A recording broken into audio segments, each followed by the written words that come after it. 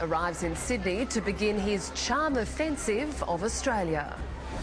Rays of Hope is on his way to Australia for just the second time ever. The second in line to the throne finished his official visit to New Zealand this morning and will shortly touch down at Sydney Airport. 10's Ali Donaldson is following the story. Well, good morning, Kath. We will have royalty touching down in Australia in just under an hour. And while Prince William will fly into this private area of Sydney Airport, there's not a lot of a chance for the public to get a glimpse of him just yet. But I'll give you those tips in a moment. It's worth noting this is an unofficial trip to Australia, meaning he's chosen to come here and he's paying his own way. Unlike the New Zealand leg, where he was there on official business opening the new Supreme Court, and their taxpayers had to pick up the tab. Now, once he touches down here, he'll come down these very well-cleaned stairs behind me, I don't know if you can see those, and be whisked off to Admiralty House for a luncheon.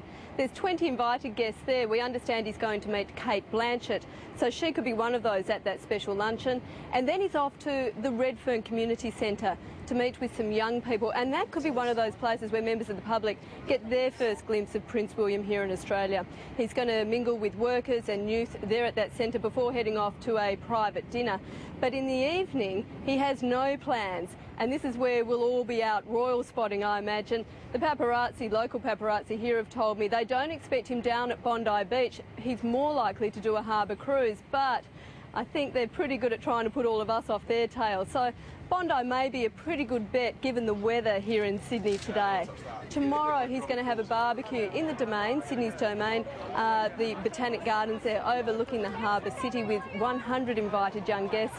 And his minders are telling us that will be the best spot for members of the public to get up close and personal with Prince William, to have their chance to shake his hand and maybe say good day. So we will bring you all of the latest when he does arrive in Sydney, the moment he touches down, with later reports coming up on 10 News. For now, though, it's back to you. Talk to you then. Thank you, Ali. And joining me now in the studio is Professor David Flint from Australians for Constitutional Monarchy. Thank you very much for your time this morning, Professor. A pleasure. What exactly does this visit by Prince William mean? I think it's important because he is second in line in the succession. He is a role model.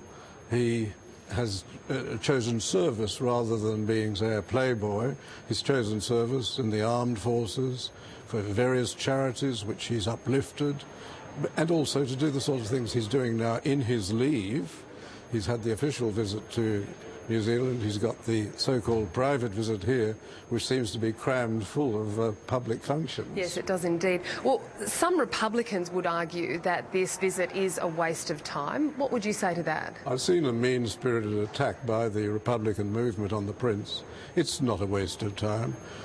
Just if you took it in commercial terms, the sort of promotional publicity we will get internationally from this will do wonders for our tourism.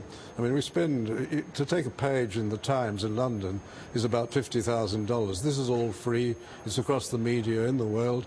They'll see Australia basked in sunshine in a magnificent harbour and so on, and this will be very good for tourism. So would you say then that the monarchy is relevant for business purposes? It's certainly relevant for business purposes. We don't use it enough. We should ask members of the royal family to front organisations, to chair organisations and so on, as the Canadians do, and we would gain advantages from that. Okay, finally, before we go, Professor, a poll overnight found that Australians would like the Prince William to be the king ahead of Prince Charles. Is that likely? Not at all. You'd really involve the constitutional processes of 16 countries, including 2 federations, which would make it all the more complicated.